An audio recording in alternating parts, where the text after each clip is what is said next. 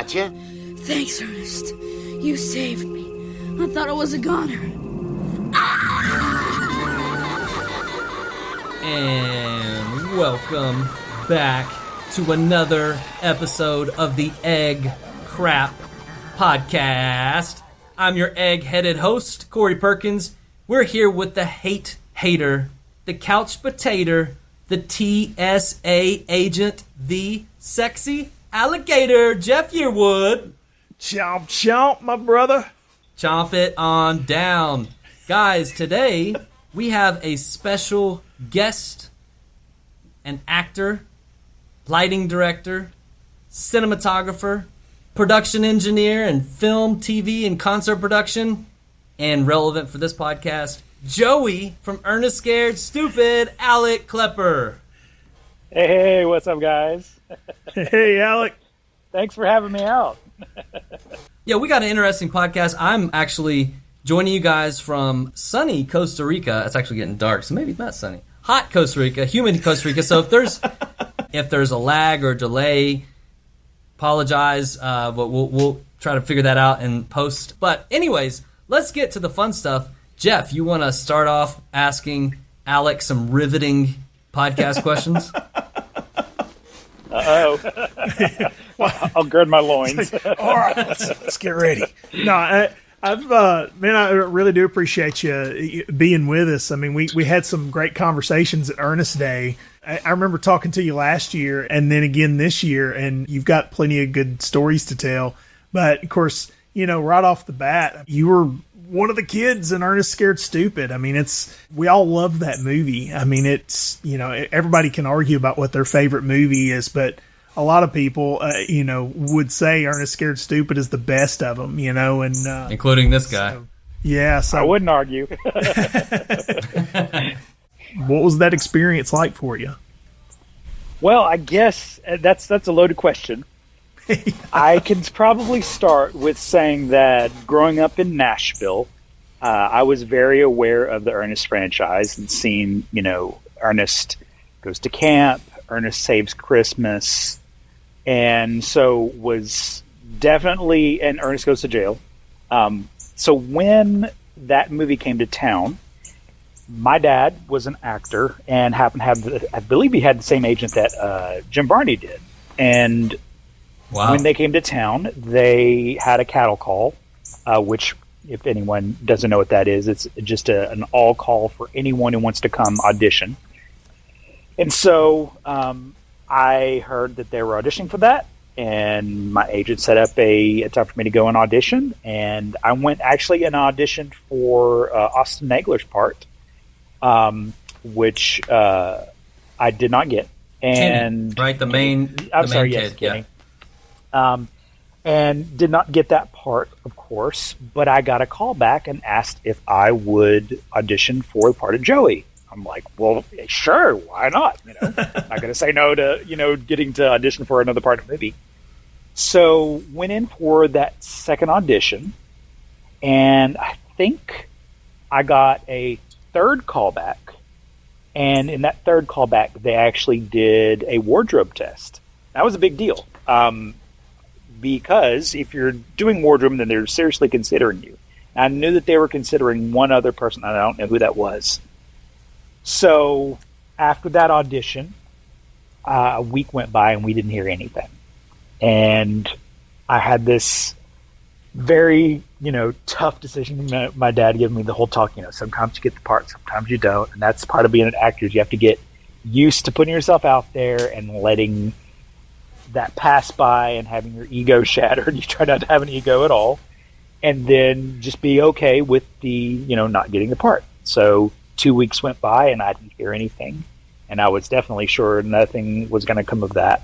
And then we came home from I think it was like church, or maybe we're out to dinner, I'm not sure what it was, and we had an answering machine. For those of you who don't know what an answering machine is, it was a recorder that would answer the phone and record onto tape.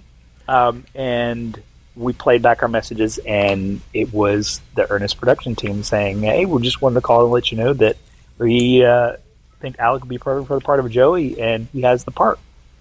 And, I almost didn't believe it. I thought I was dreaming. Like it was so fantastic. I was 12 at the time, or excuse me, I was 11 at the time. I was going to turn 12 in time for the part which we're going to shoot this summer, and it was the most exciting thing. I can't even put into words how excited I was. It was like winning the lottery. It was like having your hero like come and pat you on the back. Like it was just so incredible. And I think it was incredible for my parents too. So that was kind of the precursor to getting to be on the film. So that kind of set the stage for how amazed I was to get to be a part of this. Then getting to be in the film, it was surreal. You know, you're standing on set with an icon, Jim Varney, and you're playing a part. Standing next to him and playing with him as an actor. I can't even really wrap my head around it even now. Just thinking about that. The most amazing part, I think, though, is that Jim Varney was so kind and generous and helpful and entertaining. He made you feel right at home. He was easy to play against. There was no weirdness on set. It was awesome. It was absolutely awesome. And then the whole set and the way that everything was. It's a very loaded question. I could go on and on and on, but yes, it was life-changing. And it still is. Like, getting to be a part of that was incredible. By the way, that is a common theme. As long as we've been doing this podcast, every time we talk to somebody who worked with Jim Varney, that's generally the same, thing, is that he was just great to work with. He's easy to work with. As an actor, he was generous with the people he worked with, and apparently he was fantastic with kids and was, just all these things. And so that's a recurring theme. Every time we talk to somebody, we've interviewed a lot of people who were in that world, and that seems to be the thing. It's like, man, I hate that I didn't ever get to meet him, that would have been amazing, because he's, that's just always the thing. I mean, he sounds like a fascinating character, but also just a good dude. Yes, absolutely. Incredible. Yeah, Josh Cherry mentioned that too when he was on here, and he talked about how he's been on other film sets where someone was supposed to work with children, but you can't fake that connection. You can't fake the connection between an adult actor and children on set. And he said Jim Varney just had that, and I suppose you got to experience that firsthand. I remember there's a scene where you guys are in the treehouse, and and Jim Varney's talking about the troll, and it's one of the funniest jokes of the movie, because he's like, Old Lady Hackmore says you have to, like, yea, I call thee forth, Trantor. And he knocks on the wood. And he's like, but who's stupid enough to do that? He goes through this massive, lengthy explanation of how you unleash the troll and how no one's going to do it. And then he does it. But there's great interactions between all of y'all. And so just to hone in on that, what are some of your memories of being on set? Was it so, like, in the moment you're just live and so it's hard to remember anything, or do you have specific memories or feelings of some of those instances where you're recording with them? There are definitely specific memories. They're kind of peppered, as you get older, you remember little bits and pieces. I think the first thing that I remember was that the entire treehouse was built on a giant frame, a steel frame that they encoded in foam and doctored up to look like a real tree. It absolutely looked like a real tree, and they put it inside of a factory in East Nashville. So it was a big warehouse building that they converted the whole thing to the forest. So all the forest scenes are in that warehouse. So when you walk in, I remember the smell of, I think it was Johnson's & Johnson's baby lotion bug spray. That smell is what I remember, because you'd have to spray down to go in, because they brought in real grass and real trees to make it look as authentic as possible. Wow. So they also brought in real bugs, and it was hot as all get out in that warehouse. So it basically was our film set, our sound stage, which, a little fun fact, is the same place where they filmed the bank scenes in Ernest Goes to Jail. Oh. And when we started production, they were tearing down that set. from while they're setting up for the other portions and stuff. So they actually had a yard sale one day, and we're selling off all the old props. Oh my and gosh! I went to the yard sale and I found something that I just had to have. I think you're one of the swords that like goes into the wall like while he's like he's magnetized. Yeah, I got that sword. That's amazing. Another funny factoid is that Josh's younger sister Emily, which is John's daughter, she played Trantor's legs in one of the scenes because the person wasn't there, and in those scenes in the bank that you're talking about, she was inside a file cabinet chasing Jim Varney around, and we learned that and just got a kick out of it. Yeah, I wish I'd been on set for that one too. Apparently that was really cool. So let's see. Cool thing about the set, that treehouse, I still to this day have dreams of building a treehouse like that. Like, it set something in me. There's something about, really cool trees. And they really built out that treehouse. It was for real. It was a multi-tiered and all the cool gadgets and stuff that they built out. I don't know if you remember the scene where the Murdochs show up and we have to fight them off. Mm-hmm. With so the pizza. Kenny has the turret gun. That was it really shot things out the tip of it. It was basically an air cannon. And it really shot things. Like it was a functional machine. The pizza thrower, this is really funny. So it had a fake arm on it when I wore it. It had a fake arm on it, and you would press the button. But every time that a pizza would get thrown, they'd cut to the shot where they would put an actual person's arm in the shot, and an actual person would throw the pizza.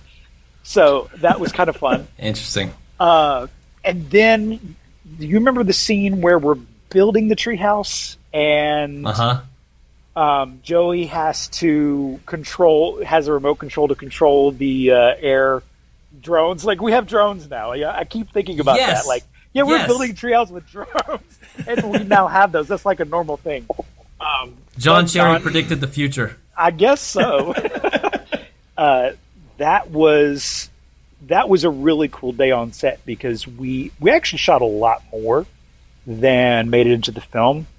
There were a lot of montage shots of us like constructing the treehouse and sorting the parts, and I don't think what else was that, but so yeah, the treehouse was amazing. Then, so do you know the scenes where Trantor's like jumping onto the truck and it's rim shot and Ernest and they're trying to get away from the troll and Trantor's like hanging on the back of that?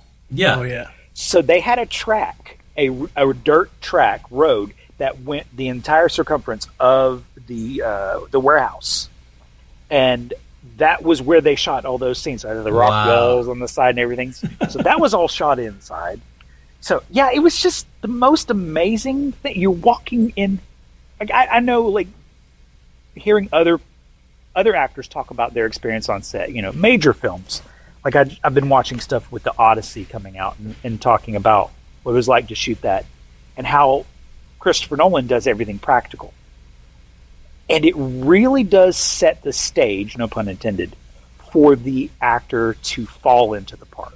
And that was very much the case for this film. Everything was real and tangible, and you walked into this, it was like this fairyland of trolls and really cool tree houses and dirt roads and trees, and it was just amazing. And then they had all the animatronics behind it, and so everything was practical. It was earth-shattering for a 12-year-old to be a part of. Yeah, that is magical. Yeah, I remember about 6-7 years ago when Blade Runner 49 came out. I mean, he's got this massive at least $100 million budget, maybe $200 million budget, and Denis Villeneuve wanted to build all those sets practical, and he would not do green screen. And if you go, that is a visual masterpiece. He's like, I want all this, I want as much practical as possible. And at the time, when all this green screen stuff was going on, that felt almost revolutionary. But anyway, I'm just nerding out on what you're saying. But yes, as a kid, that must have been super cool. Earth-shattering. Like, it's still amazing to me to even think that even happened. for a 12-year-old kid. Even for an adult, like a lot of the adult actors that I talked to that were a part of it, it's still one of their favorite parts to be a part of, just because it was fun, it was imaginative, it didn't take itself too seriously. So this is another thing that fascinated me. I think it's probably why I wanted to go into cinematography, is the animatronic portions of it. I got to see how they worked the head of Trantor and all the aileron motors that they had in that head and how it functioned, being around the trolls and all of that. It was so fascinating how much effort and artistry was put into it, and then the technical skills to make it all work, and it shows in the film. It's a really, really cool project, and kudos to everybody who was on that production and how much effort went into it, because it really was impressive. Yeah, it seems like that would have been just the most fun thing to do. And, practical effects are something that's rare anymore. And, everything is CGI and green screen. Of course, now AI is working its way into movies, and it's give me something real. I mean, I think I think we're maybe going to be entering, I hope, I'm being optimistic, but I hope we enter a phase of filmmaking where it opens up room for that, because in order to be different, maybe you need to be able to make something with practical effects and with something that looks real. Because, with all the CGI over the past couple of decades now, essentially a lot of movies, big budget movies, are cartoons almost. I mean, they have live people in them and everything around them is animated. I mean, and I love me some cartoons, but, and everything is CGI and they're all green screen and everything. It's, there's something great about it. But to see, hear how they were doing all that stuff on a movie like Ernest Scared Stupid, I mean, it's a fun movie. You're right. They didn't take it too seriously. They didn't, but it sounds like a lot of effort was put into those effects and getting what they wanted, and they got it. Well done. Hear, hear.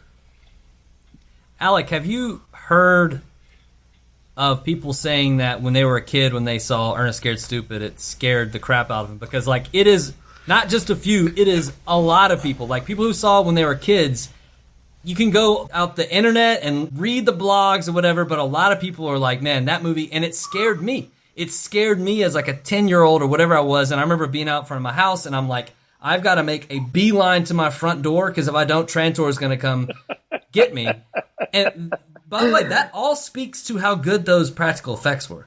That's interesting you bring that up, because I was raised very conservative in Southern Baptist church culture, but both my parents were actors. And so there's this weird juxtaposition of, how do you handle something like a troll?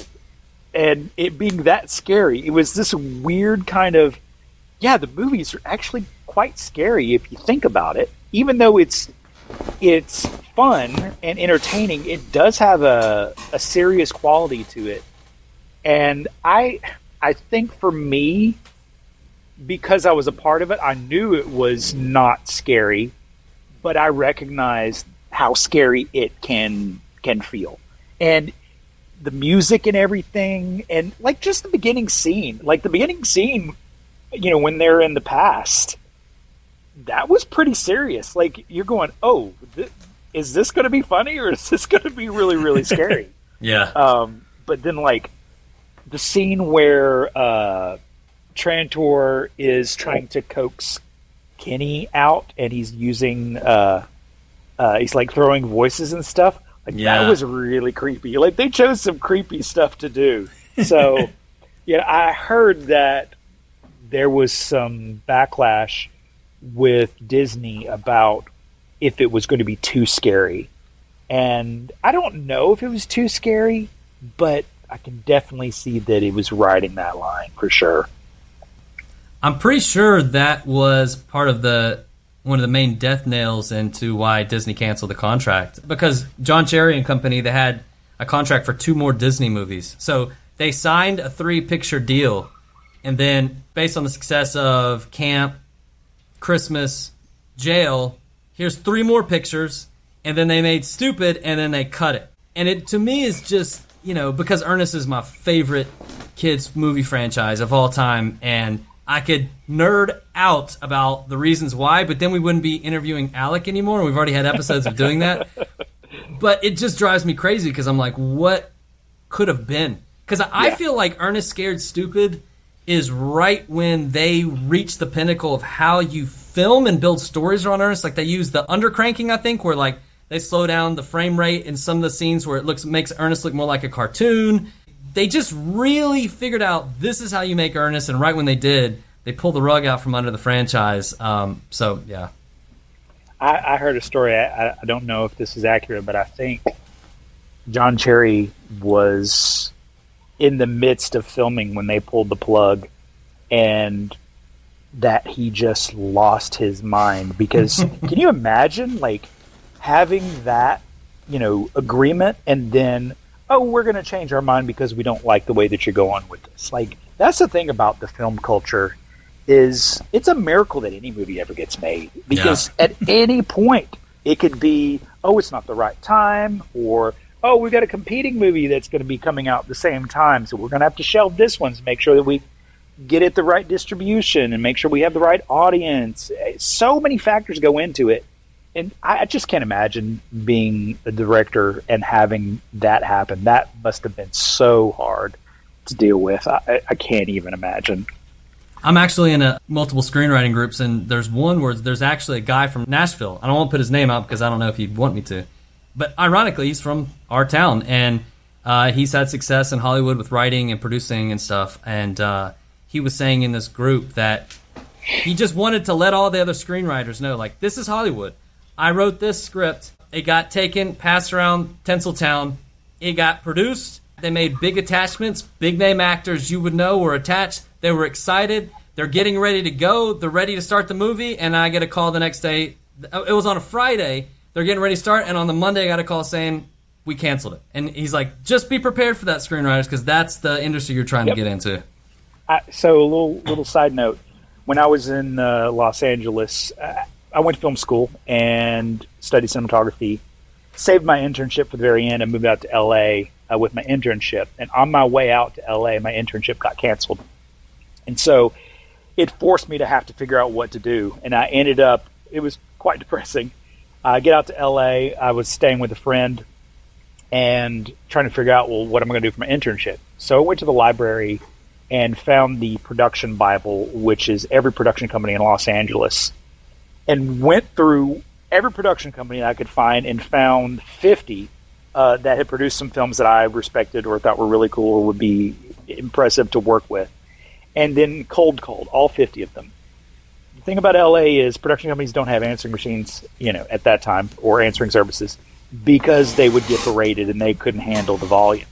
So I only got through to 2 people. I think one was the secretary. I left a message, didn't hear anything back from that one.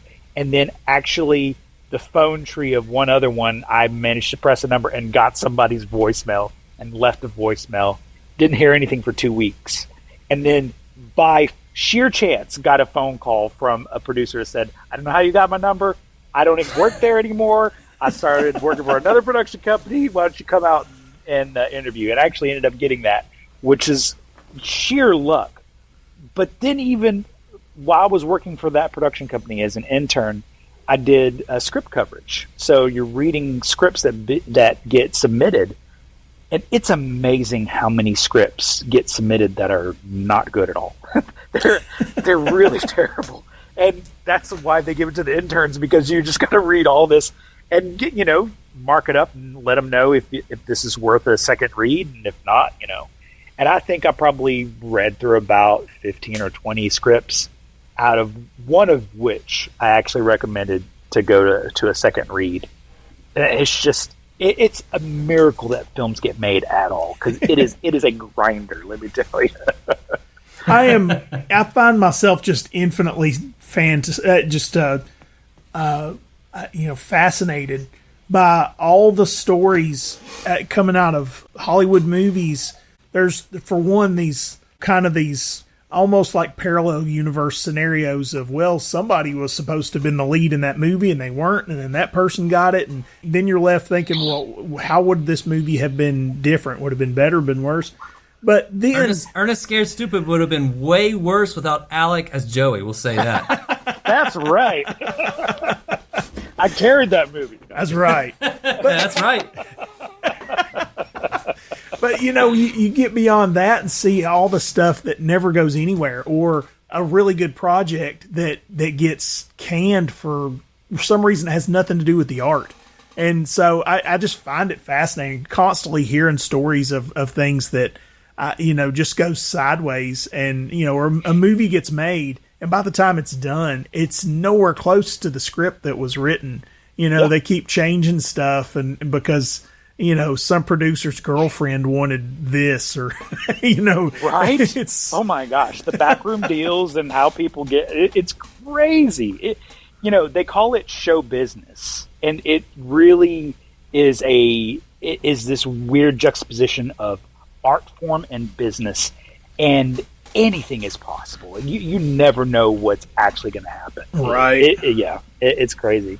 I remember being in film school, we learned very quickly how screenplays make it through, the process. And a lot of times your screenplay will get optioned only for the purpose of shelving it, just so it's not going to compete with the project that I've got going on. So it'll never see the light of day because someone else has something that they think is better than yours, and they don't want any competition. So you can get paid, but your project that you put your heart and soul into is never going to see the light of day because of that, which is so sad. That's why I got the Sexy Alligator on here, because I was afraid he was going to break out into the big time podcast, and I said, nope, I'm pulling him into this Ernest podcast. Awesome. Thank you for misjudging me. Yeah.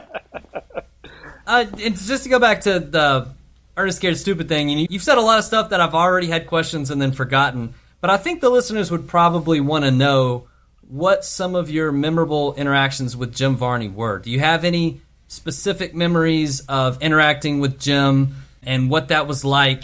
I can remember walking on the set and seeing his chair. They have the actors' chairs with their names on the back of them. And there was Jim Varney's chair and my chair with my name on it. And that visual just blew my mind. Just the coolest thing in the world, to have a chair with your name on it, let alone on a set, let alone next to, a famous actor. And I remember sitting down in our chair. We were waiting for, we were waiting for the scene where we're up in the treehouse where he does the whole Trantor speech. And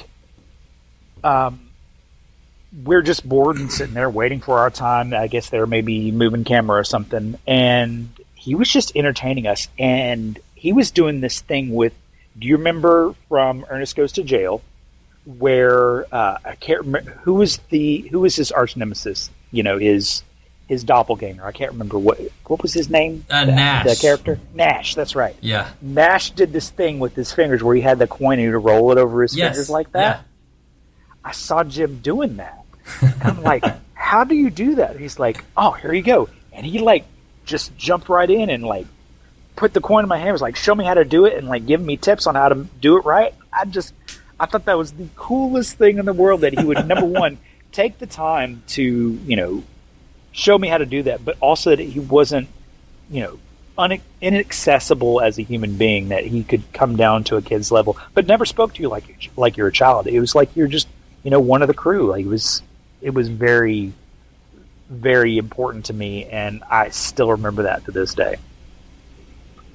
That's cool. Yeah, those kind of things do stand out, especially to a kid, because those little moments can make a big difference. I can't remember who showed me how to, when I was a little bit older, maybe in college even, someone taught me how to twirl a pencil around my finger and catch it. And I still remember, even as a college kid, being like, oh, that is cool. And I, to this day, pick up pencils and pens and don't think about it, and I twirl and catch them, and I'm twirling and catch them. But to a kid, to a star to show you a little trick, Jim Varney was famous for having all these little eclectic. He knows something about everything. So that's a cool. Do you still twirl the coins in your hands from that? Still do it. And every That's time cool. I do it, I think of him. That's cool. Yeah. By the way, you mentioned Jim just, knowing a little bit about everything. It's at Ernest Day, of course, Alec, you were, I think you were taking part in a Q&A. We had some people sitting there asking questions, and there was several people who had all been involved in various movies and throughout the Ernest world. But one of the men who was there, I don't even remember who it was, but he told a story about talking about football and there being a lot of, I think, like Samoan players who had started showing up in the NFL. I guess this was in the 80s or 90s, but and just out of nowhere, Jim made a comment, and somebody's like, "I wonder why that is," and he's like, "Well, because they're, he gives this really." This reason for it. And I'm like, well, what? And like their bone structures, they have thicker bones or something. Like something random. And I'm standing next to Aaron Natal, and we're standing there while this Q&A session's going on. Corey and me and Aaron are all standing there together. Aaron pulls out her phone and Googles it because she's like, "There's no way that's true."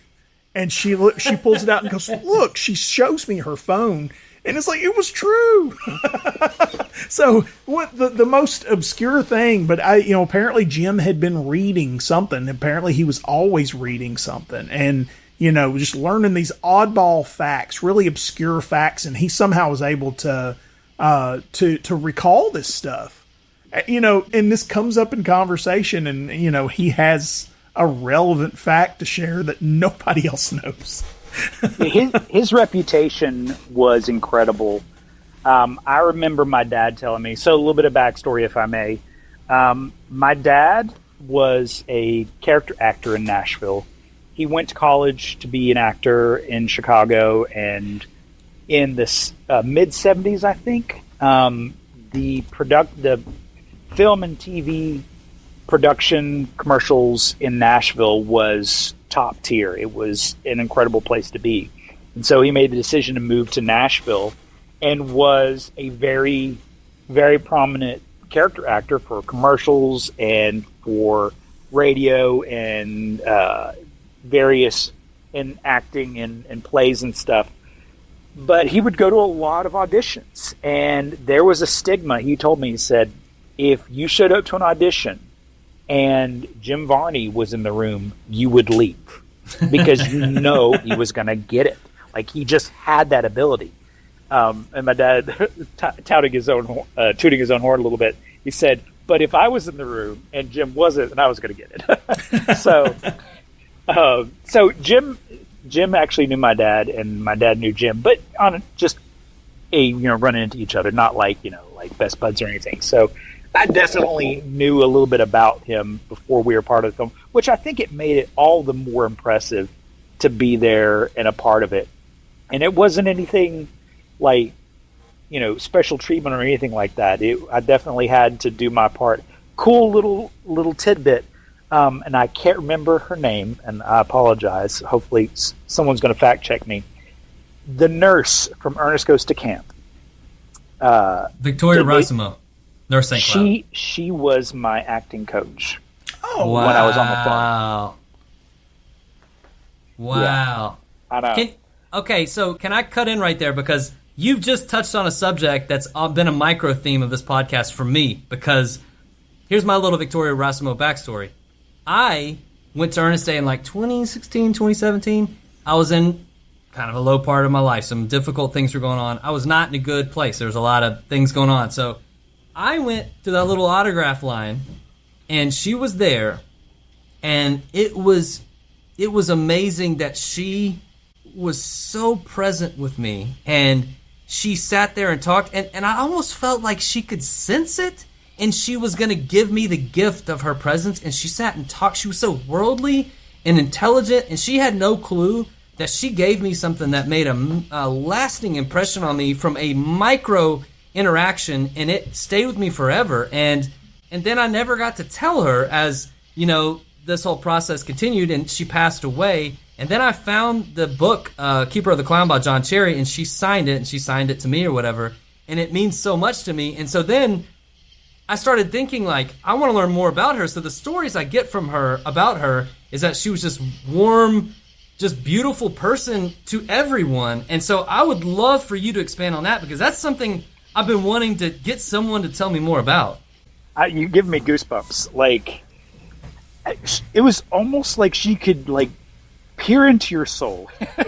It was very comforting. Like, as a child, you're in this incredible experience. You've got the pressure of being on a set. You see all the production people running around. Lighting is doing their thing. You know, we got gaffers over here. We've got cinematographers. We got second ADs over there.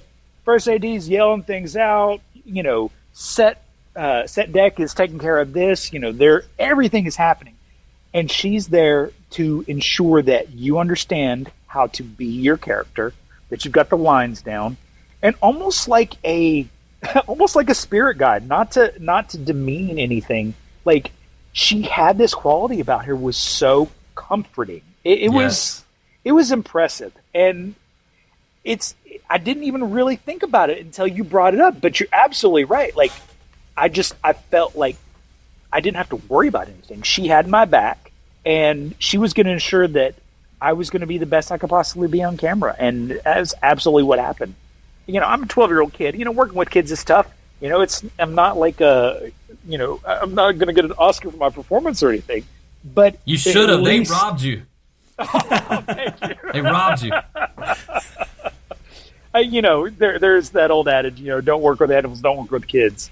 But I definitely think that I was not the strongest of actors on that set, but I think she helped make that almost non-existent. It at least made me feel that way. So I'm very grateful to her. And I didn't realize who she was at first until my mom pointed it out afterwards, and I was like, oh my gosh. I thought that was the coolest thing in the world. So yeah, I can definitely agree with you that she had a quality about her that was just very, gosh, I can't even put it into words. It was like just comforting, I guess. I guess that's what it is, you know, you just felt comfortable around her. Yeah, So. It felt like when even in that one interaction I had with her, it felt like she was able to transfer herself fully into my world. Like, if you spoke, she was fully present, fully empathetic. You know, like, she could hear what you were saying and imagine what you're saying. And I don't know, yeah, she just seemed like a real special human being. And I've always wanted to be able to tell someone in her family, like, I hope if anyone out there hears that and they know part of her family, like, let the family know that she made an impact on a lot of people. And I'm sure if I have this story and you have this story, that there's got to be a million stories like that she gave to people. I just thought of another story, if I may. Yeah. Please. This is, do you remember the breakfast burrito? It's eggs in a tortilla or whatever else in a tortilla with a little bit of sauce on it. Right. The first time I ever had a breakfast burrito was on that set. The food truck was incredible. Like, nice. The food at the food truck was incredible. And it was Tom Morales, I believe. He did Tomcat's catering. They did all the catering for that production. And he was a cool dude. Like, just everything about this production was just cool to me. You'd go out to this, you know, this magical truck, you know, sparkling in the distance. And you could walk up and you could say whatever you wanted, and they would just make it for you. Like, that's just cool. The coolest idea. And I ate so many breakfast burritos because that was the first time I'd ever had one. So this is what, 1991? Yeah. Yeah, I love a good breakfast burrito. And it's funny because I remember the first time I ever saw ever heard of a breakfast burrito, of all places, was a McDonald's in Texas. And this was early 90s, so it would have been close to the time you're talking about. Nobody in Tennessee was selling breakfast burritos, and except that food truck, you know. It's funny, and I love a breakfast burrito. We make them at home from time to time. At the time, that wasn't a common thing around here, so it's interesting because you were, you know, sounds like not only had access to a lot of good stuff, but, I mean, it's something that you normally wouldn't find around here at the time.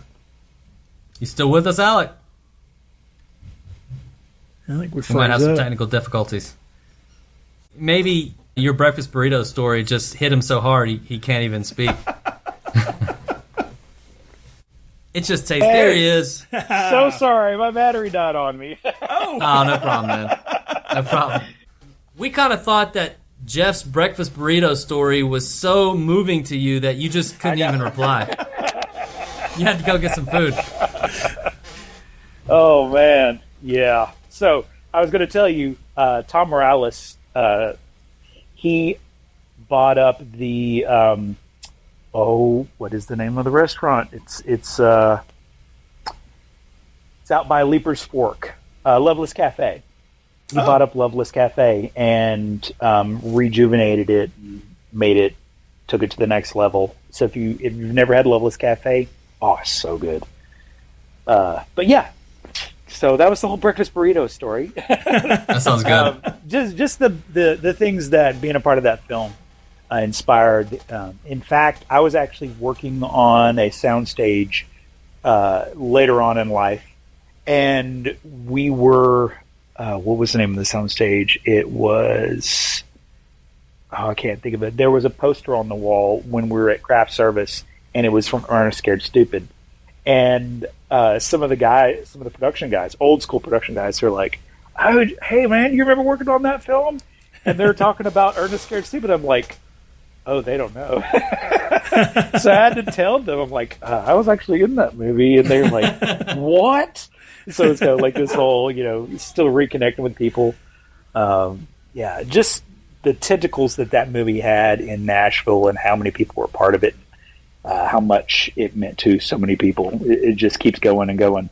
Yeah, I think that's one thing that should be put on John Cherry's legacy is not just his amazing films, but that he actually provided industry and jobs for a lot of people and helped people get started into the film industry to create careers. I mean, he put Nashville filmmaking on the map as far as getting into Hollywood and being part of a franchise. And so what him and Jim did was special. But I wanted to ask, before we get to take our break and get to our Discord questions, I kind of have an open-ended, maybe philosophical, disjointed question for you. But you brought up Ernest Scared Stupid, and I can't remember what you were talking about, but how the movie has heart, or it touches you as a child. And we were talking about how Jim has that way of connecting with people.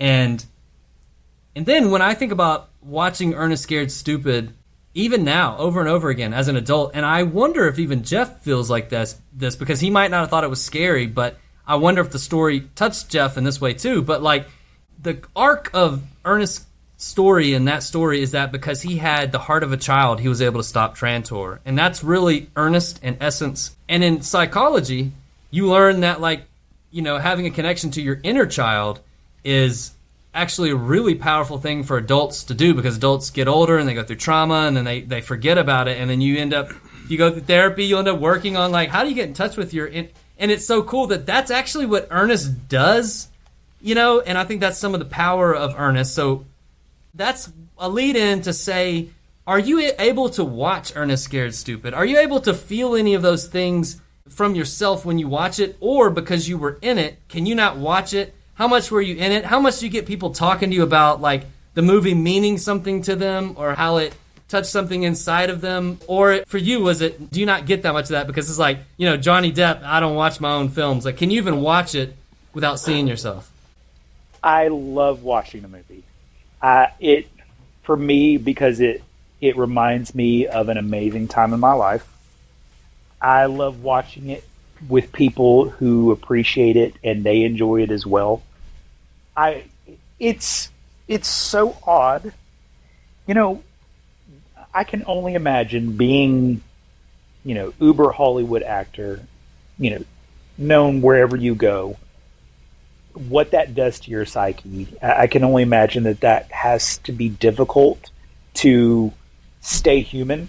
And I think it's good for me to be a part of the film and feel a little bit of that, but then be jerked right back into reality. You go, no, you're just a normal person. You have a normal life, and there's no room for ego.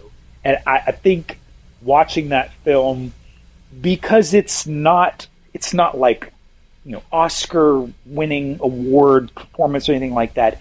It's just fun entertainment, and it means something to people. I think it's the perfect combination of being a part of Hollywood yet not a part of Hollywood.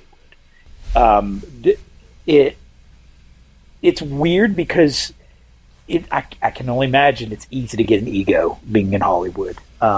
Fortunately, my wife will never let me have an ego about it at all. But my family, they remember it being a fun time. And at Halloween, we'll put up a projector and we'll show a bunch of Halloween stuff, and we'll actually show the movie. And I don't do that to, toot my own horn. I do it because I love it and other people appreciate it. I think that people like to know that they know somebody who was a part of something amazing like that. I don't think there's anything wrong with that. I'm not doing it to stroke my ego. I think it's fun to share that I was a part of something special, and I want other people to feel that it means something to me, and I hope that it means something to them. I think that's it does. Awesome. Yeah. Go ahead, Geoff. Go ahead. I was just saying that I love that you do that and you embrace it that way, because there's a lot of artists, who are bad about maybe not embracing something, from whether it's something they did as a kid or just when they were a lot younger. They're like, oh man, I'm doing this now, and you should be into what I'm doing now, and it's like it's okay. It's it's something that meant something to a lot of people, and setting it up and watching it on Halloween sounds just perfect. I dig that you do that.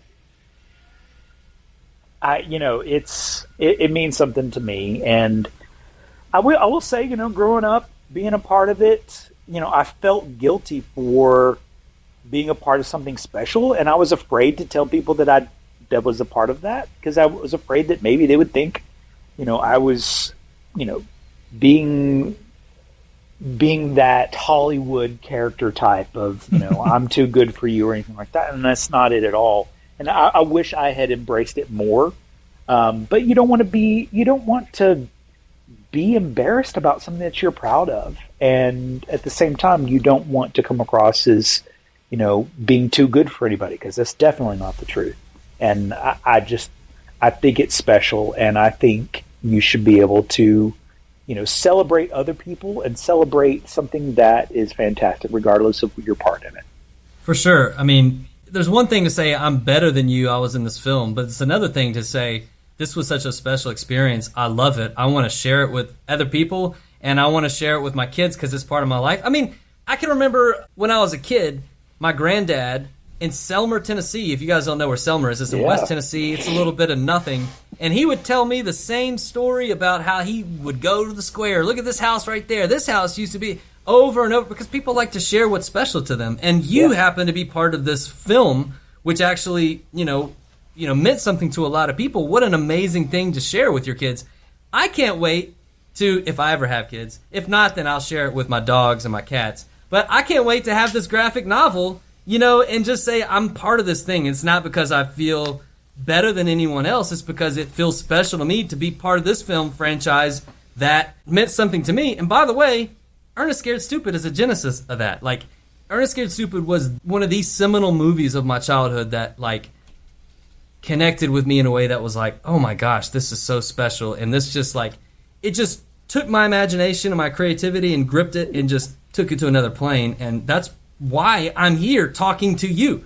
If it weren't for your work on that and that whole team, I wouldn't be here. And even worse, there would be no Sexy Alligator on this podcast. So I got to tell you, you guys are incredible. I'm so glad that you're doing this. When I found out that you were doing this graphic novel, there was this kind of little party in the back of my head, oh, right, it's actually going to continue. Someone's going to carry the torch and make something happen and not let it die. That just got me so excited. I cannot wait, as I'm sure all of your listeners cannot wait for this thing to come out. It's just, I'm so excited about it. I think it's amazing that you're doing that. Well, if the listeners would indulge me, because they've heard me say this a million times, fast forward this for 30 seconds. But it's the same for me. I mean, when I wrote this, it was I so desperately want to put my mind and creativity into the Ernest world one more time. I want to see one more story. I want to connect with that inner child that loves this universe so much somehow and just try my best to create this world one more time. And I know it'll never be exactly the same as what it was. Jim's not with us.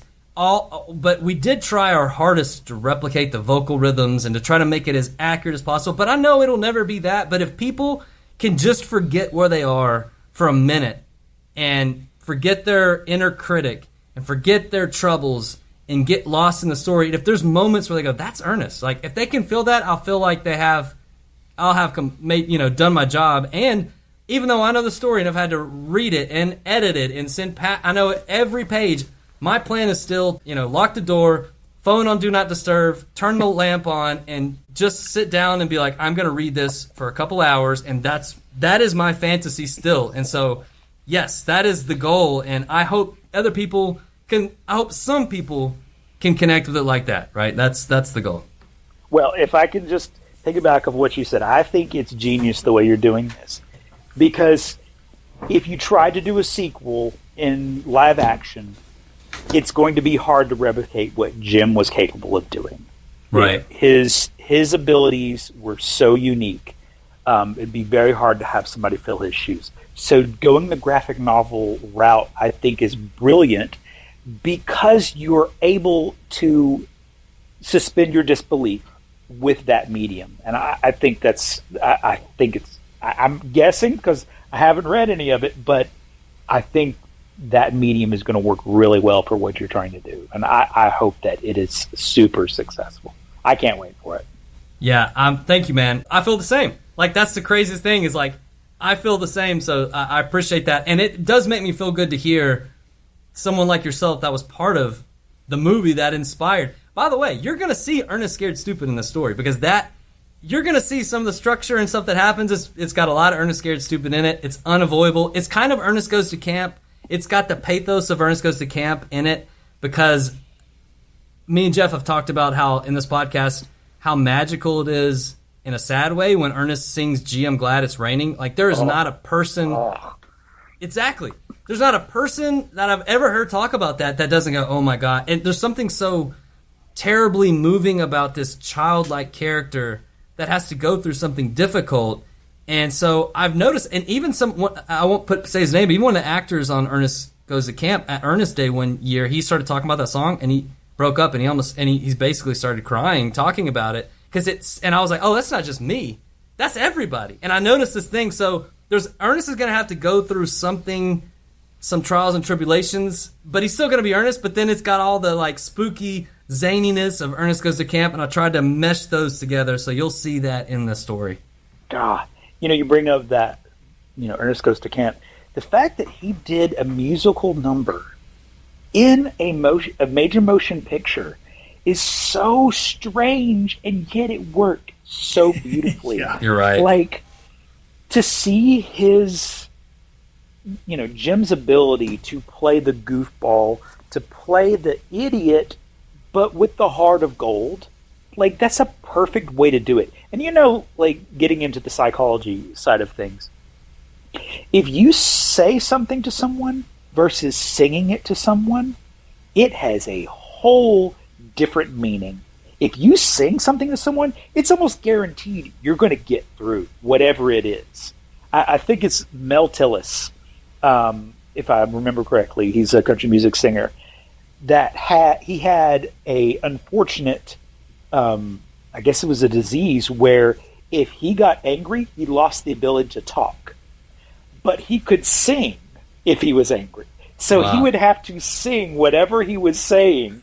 And it had this wonderful quality from what I hear of the story of him having to, if he had to sing something being angry, it changed it from him being truly angry to being, I'm just getting my feelings across, but you know that I still love you.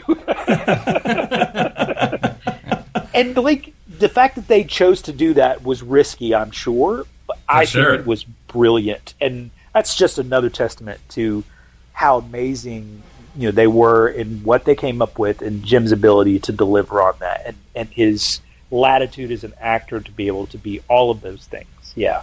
So, thanks for indulging my my long-winded explanation.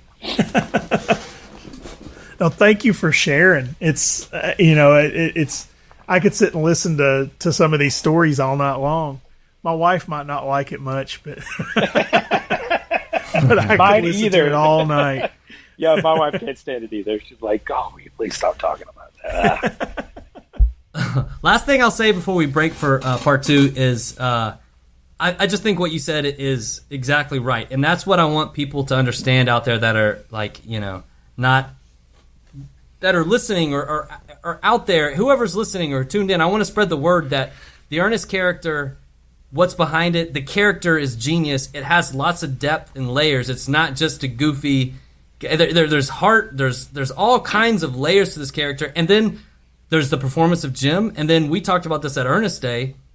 There's a lot of genius behind all the writing and the people filming it, the people taking part of it. Like at Ernest Day, Coke Sam's was talking about, he kind of has like an all shucks attitude because he's being humble. That guy's very intelligent, and all these people were very intelligent. And there's just so much behind this, what seems like a simple character. It's not a simple character.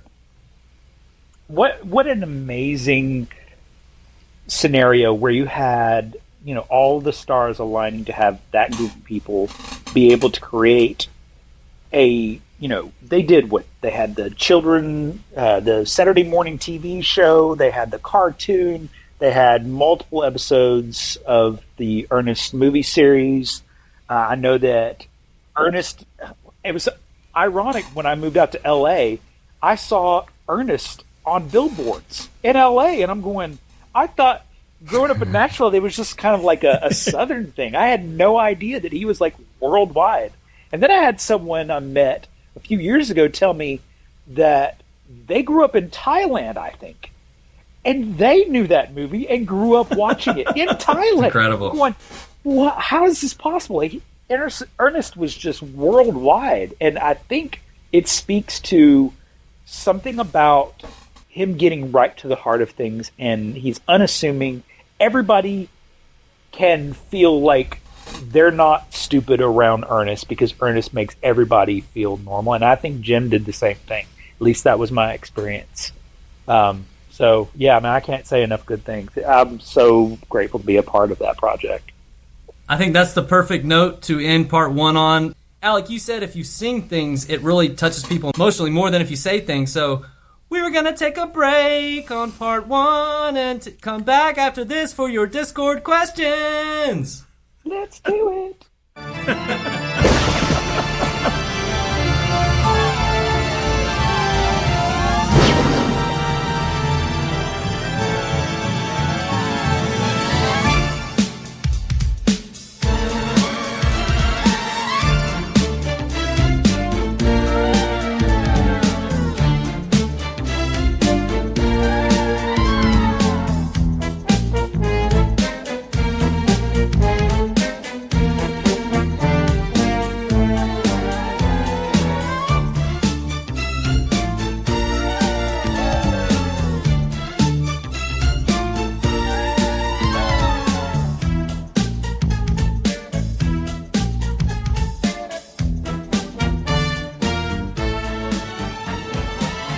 And welcome back to part 2 of the show where we take your Discord questions.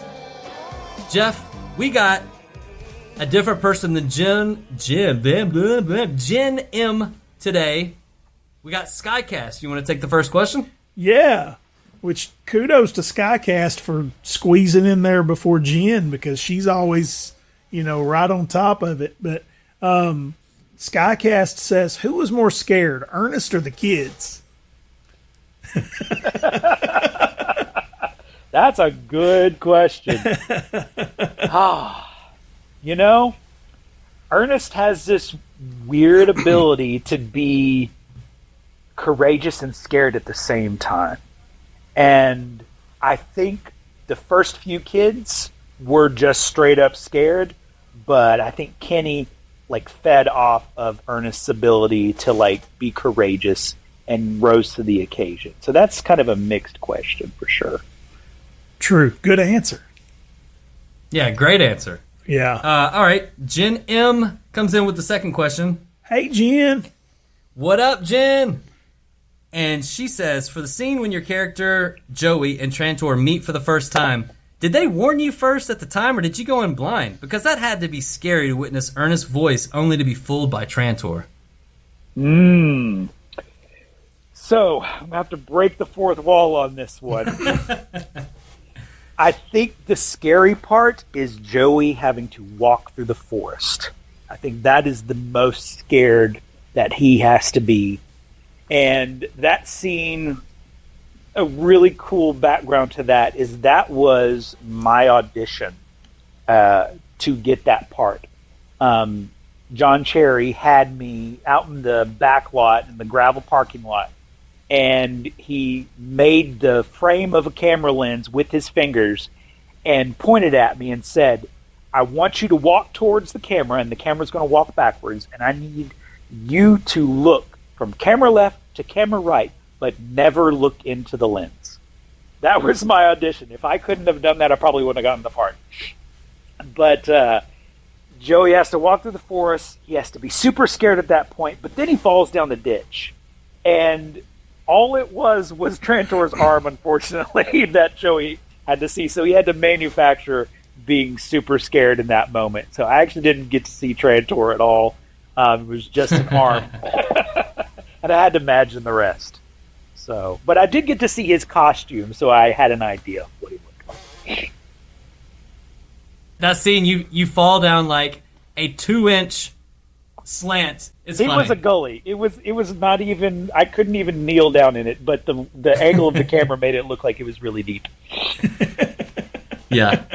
Let's see. So, and it looks like we have one more question. And this is somebody, I think this is a first-time questioner. I don't remember getting any questions from it. Is it a Kiwi Thunberg?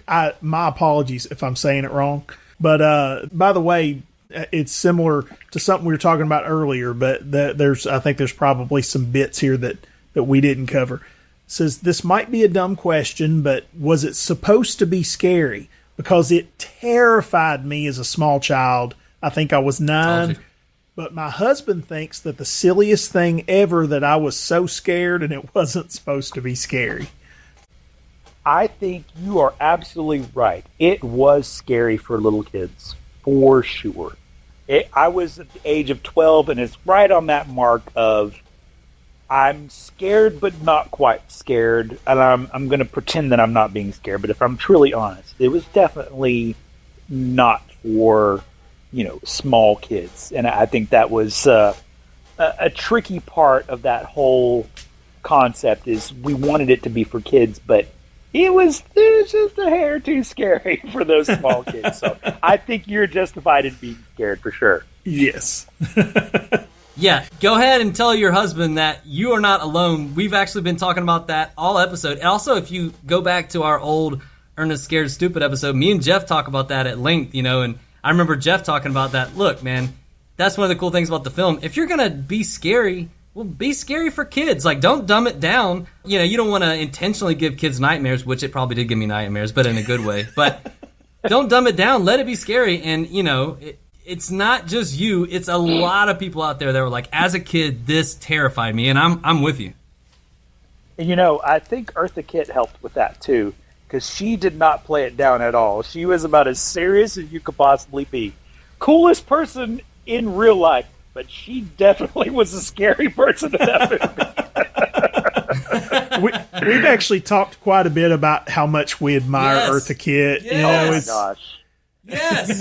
I didn't know who she was when I did the film. My parents didn't really prepare me for who she was, and it was only later in life that I realized just how amazing of a person and actress and singer, and come to find out, one of my favorite Christmas songs ever, Santa Baby, that's her. That's Eartha Kitt. Yep. That's Eartha Kitt. And I'm like, oh my gosh. And I just so had talented. so much more respect for her, and not that I didn't have any in the film. I just didn't know how amazing she was. I knew she was important. I knew she was, famous, but I just didn't know how much. And later in life, just my respect and admiration for her only grew. And she was the coolest person. Like, oh my goodness, she was so cool. That's what we've heard from just about everybody who interacted with her. was that, because she kind of gives off, I always had the impression that she would have been just like super eccentric. And it sounds like that wasn't really the case. Everybody says she was just really cool and really nice and just interesting to be around. And when I say eccentric, I don't mean unbearable.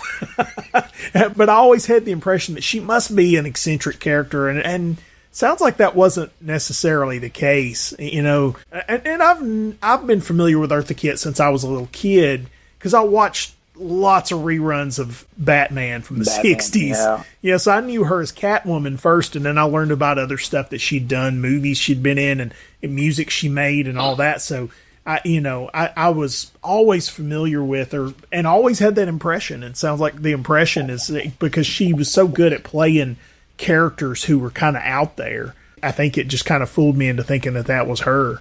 But because Catwoman was really eccentric, and of course, Old Lady Hackmore is really eccentric. I mean, it's Yep. She played those characters well, but she's an actor. Yeah. It's a skill set for sure. Yeah. And the ones who do it really, really well, it's kind of hard to tell whether it's real or not. Yeah, Alec, me and Geoff have just gushed. Is that the right word? We have gushed about Eartha Kitt's performances as Earth Lady, as Old Lady Hackmore. Like, she's so good. And I want you to think about it this way, okay? Everything you've ever watched Jim Varney in, right? Everything. Commercials, Hey Vern, It's Ernest, any of the films, any of the other films that he's ever done afterwards. Beverly Hillbillies, 100 Proof, what, you name it. Jim Varney steals the show. He takes your eyes and it goes straight to Jim Varney, and every scene he's in, he steals it. Except when Eartha Kitt's on the screen with him. And when you watch Ernest Scared Stupid, she matches his energy and his aura, and she is so talented, and it's so underrated, and it blows my mind how we're not talking about what an incredible actress she is. Because think about it. Think about what I just said. No one's ever matched Jim Varney's presence on screen except Eartha Kitt.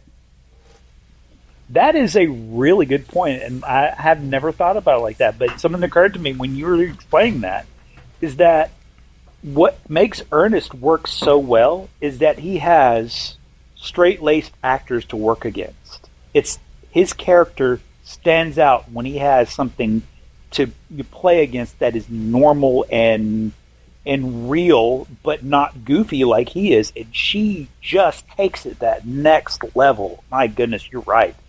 Wow. Yeah. Impressive. Earth Lady. That's Earth Lady. Earth Lady. All right, guys. Well, we are going to leave it there. Alec, thank you so much for joining us today. Thank you guys for having me. This was a blast. I appreciate it. And I appreciate all of your fans. Thank you, guys. All of our 3 fans. Geoff, thank you as well for being the Sexy Alligator co-host. Right on. Guys, thank you for listening to us. We appreciate it. It's been a really fun episode. Me and Geoff will be catching you on the next one where we will do something that isn't planned yet. Thank you guys for listening. Catch you on the next one. Later on.